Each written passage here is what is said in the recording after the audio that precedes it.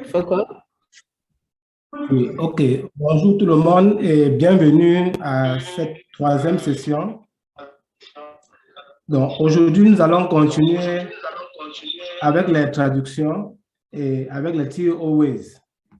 Donc, avant ça, Ibuku nous a rappelé que vous devez aller dans la zone de description sur YouTube pour télécharger les canevas de business plan dans toutes les langues. Donc, veuillez choisir la langue française. Ok, over to you, Angela. I have a few already. Partager vos commentaires. Go ahead, Foko. De partager Go vos ahead. commentaires, de faire un partage d'expérience que vous avez par rapport à tout ce qu'on a déjà partagé avec vous. Oui, donc de nous dire comment est-ce que vous appliquez tout ce qu'on vous donne comme astuce de Tony dans vos entreprises. Donc, on vous prie, la session est toujours interactive comme d'habitude et veuillez partager vos expériences, nous allons les lire à l'antenne. Over to you.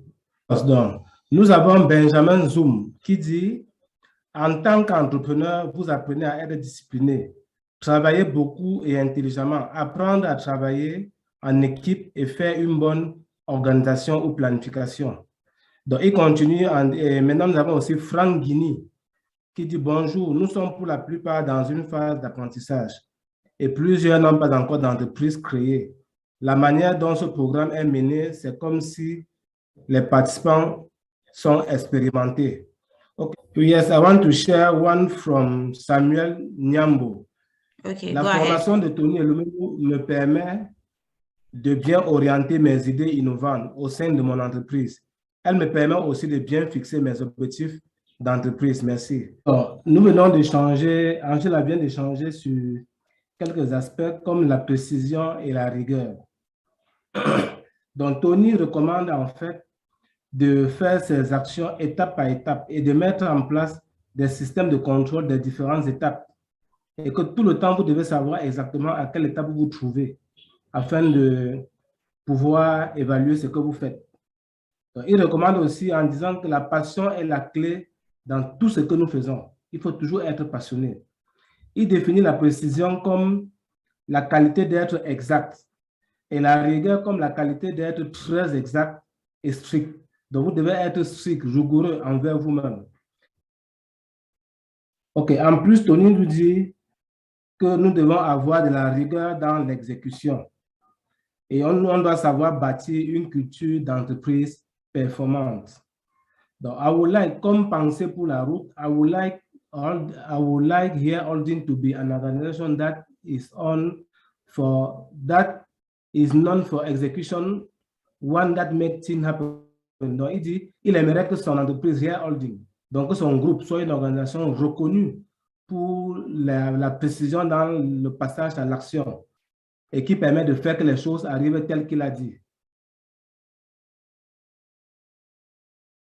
On dit qu'il doit avoir une bonne coordination entre le suivi des actions et l'exécution.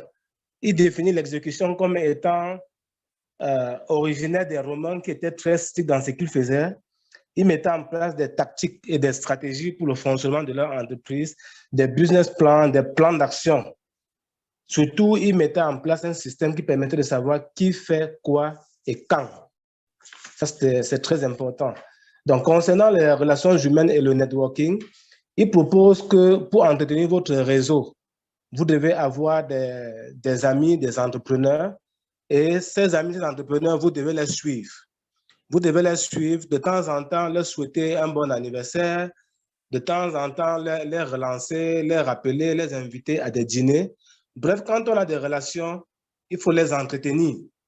Il faut entretenir ces relations et utiliser cette puissance des relations pour pouvoir s'en servir afin de vous ouvrir certaines portes. Donc, voilà ce que Tony dit globalement. En chef dit, c'est très important d'être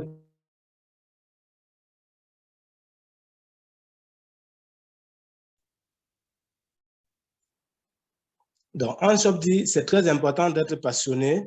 Je suis mécanicien depuis ma formation. J'ai appris beaucoup de mes anciens employeurs, surtout la relation entre le client et l'entreprise.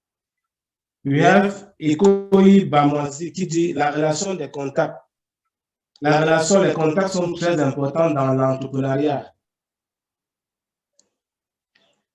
Car nous ne savons jamais où le bonheur peut arriver. Il faut toujours garder et s'entourer de bons contacts. Okay, we also have Agenong Jacques a dit, les formations avec le TIF me donnent beaucoup d'autres techniques d'application des méthodes. Elles me permettent d'agrandir mon domaine de réflexion afin de développer plus amplement mon entreprise. Donc, Oumou Sissé dit, moi, c'est Oumou, je suis vraiment heureux de suivre les sessions. Okay, that is what we can have in French. We also have Geneviève Fossi. Pour développer mes stratégies, je me sers du réseau des pionniers de mon activité pour bénéficier de leurs conseils et de leur expérience pour vendre mes services auprès de mes clients potentiels. Donc, Blandine Chokwa dit, c'est vrai que la dame a dit, c'est que Angela a dit, parce que sans la rigueur, rien ne marche et l'entreprise devient un lieu de désordre. Donc voilà, maintenant, enfin, Boy Dibari. Je voudrais me lancer sur le net en tant qu'homme des médias, mais je ne sais comment faire pour rencontrer les entrepreneurs dans ce domaine. Okay, that is what we can share. Over to you, please. Nous allons maintenant échanger sur les prévisions et le génie du « et ». Et, ça veut dire avec. Donc, qu'est-ce que Tenu dit? Tenu dit l'habilité à voir le futur aujourd'hui est critique pour le succès. Donc, ça veut dire que en date d'aujourd'hui, en tant qu'entrepreneur, vous devez être capable de prévoir ce qui va se passer à l'avenir à votre façon. Il dit, penser long terme en tant qu'entrepreneur permet de ne pas souffrir des turpitudes du court terme. Vous devez donc vous encourager à voir plus les choses en termes d'une pensée sur le long terme. À titre de rappel, c'est vraiment un résumé que je fais. Je ne lis pas d'action sur le court terme. Par conséquent, vous devez d'abord penser au long terme avant de faire succéder les actions sur le court terme. Et lorsqu'on parle de long terme, vous devez définir les différentes étapes de ce que vous avez à faire. C'est ça qui permet de vous guider. Donc, deuxième chose, il dit, en tant qu'enfant, en tant qu'étudiant, en tant que jeune professionnel, il était sûr qu'il devait être un entrepreneur qui devait faire bouger l'Afrique. Et penser à l'Afrique était toujours au centre de ses rêves, de ses aspirations et de ses prières. Il se disait, nous devons bâtir une nouvelle génération d'entrepreneurs qui seront plus tard des hommes qui peuvent faire que les autres croient en eux. Donc, c'est important que vous ameniez les autres à croire en vous. Et ainsi, ça vous encourage à pouvoir atteindre vos objectifs. Donc, en d'autres lieux, il partage son expérience avec Michael Porter. Michael Porter, c'est un grand auteur dans le livre en gestion, en management. Michael Porter qui dit qu'il reconnaît Anthony un jeune ambitieux parce que depuis 2004, Tony lui avait parlé de son projet, qui est le projet que nous vivons aujourd'hui. Tony lui avait parlé de faire un projet qui devait être compétitif et leader en Afrique en termes de formation de jeunes entrepreneurs, en termes de construction d'entrepreneurs pour le demain. Donc, c'est une façon de vous dire que le programme que nous suivons aujourd'hui est un programme qui a été pensé par Tony. Souvenez-vous bien, depuis 2004. Et ce n'est qu'en 2010 qu'il a implémenté son programme en créant la fondation. Et c'est en 2015 que la fondation a commencé les activités. Donc, il définit maintenant l'habilité à faire des prévisions.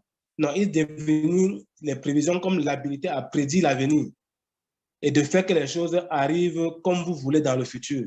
Donc, vous devez être un leader proactif, quelqu'un qui réussit à transformer ses pensées en action afin que les autres puissent y adhérer. Donc, en d'autres lieux, il parle du génie du « et ». Tony insiste sur une chose. Entre le « et le « ou », choisissez toujours le « et ». Il dit, choisissez le génie qu'il y a dans le « et vraiment, n'adoptez pas trop la tyrannie qu'il y a dans le « ou ». Le « ou » n'est pas intéressant. Il prend l'exemple de la fusion entre les deux banques, Standard Bank et UBA. Il dit, ils ont fusionné et ils ont ils ont fusionné et en même temps, ils ont procédé à la croissance de l'entreprise. Donc, ça veut dire qu'il n'y a pas eu un temps pour fusionner en termes de décision. Il dit, vous devez être pragmatique lorsqu'il y a des choix à faire. Il dit, ici, ils ont choisi de fusionner et de croître. Donc, les deux ont été faits en même temps. C'est ce qu'il appelle la magie du et. Et il nous parle du livre qui s'appelle justement Embrasser la magie du et de Jim Collins. Donc, Jim Collins, dans son livre, parle de comment est-ce que les visionnaires réfléchissent. Il explique comment est-ce qu'on peut construire une entreprise jusqu'à la réussite. Et il prend quelques cas d'entreprises exceptionnelles qui avaient à l'aide des visionnaires et qui ont réussi dans le monde. Il dit qu'il faut embrasser le génie du et, avec des passages que je ne vais pas forcément lire. Et finalement, dans la pensée, dans la façon de réfléchir, il dit une personne qui voit un problème est un être humain. Une personne qui cherche des solutions est un visionnaire. Et une personne qui une personne qui est en même temps, qui voit les problèmes et qui apporte une solution, c'est un entrepreneur. Donc, ça veut dire que vous avez choisi les deux. En même temps, vous avez vu les problèmes et en même temps, vous y avez apporté des solutions. Donc, je vais m'arrêter là en ne prétendant pas d'avoir tout expliqué. Over to you, Angela. Donc, bien évidemment, faites vos retours dans le groupe, dans YouTube. Comme ça, je vais les partager. OK, donc, tout à l'heure, on voyait la résilience. Donc, on parlait de résilience et il y a eu quelques définitions du dictionnaire. Je ne vais pas tous les lire. On définit la résilience comme étant la capacité à vite se rétablir face à un choc. Ça, c'est très important. C'est-à-dire, vous menez des activités, mais il y a des aléas, il y a des chocs. Vous devez être résilient. Angela a pris l'exemple dans le football. Vous voyez que dans le football, lorsqu'on part jouer, on a toute la verve qu'il faut, on a envie de gagner. Mais lorsqu'on perd, au prochain match, on est encore là. Lorsqu'on perd, ce n'est pas la fin du monde. Au prochain match, on vient encore tout requinquer et on a toujours espoir de gagner. C'est ça la résilience. Donc, la résilience est la capacité à s'adapter face à des situations, face au changement.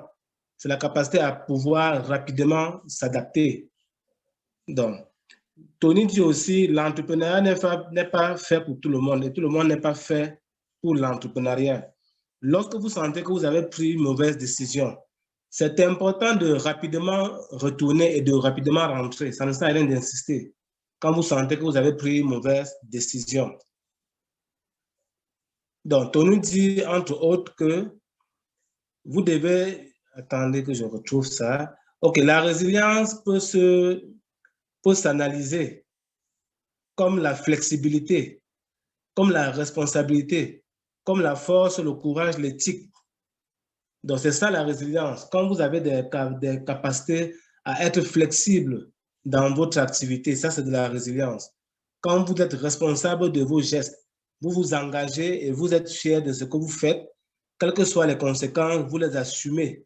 Ça, c'est ce qu'on appelle la résilience, la responsabilité.